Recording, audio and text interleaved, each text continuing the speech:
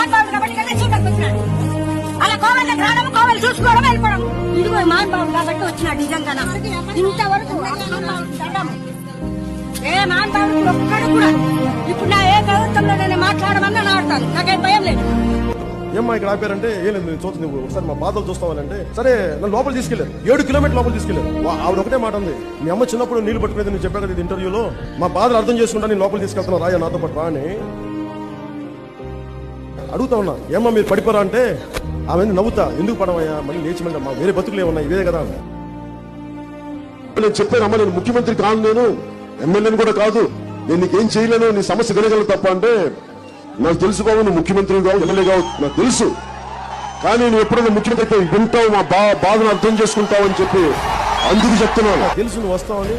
మా పిల్లలు ఏమంటారు, నీ పెద్ద కొడుకు పవన్ కళ్యాణ్ వస్తున్నాడు, వాడు చెప్పుకుంటే సమస్యలు తీరుతాను.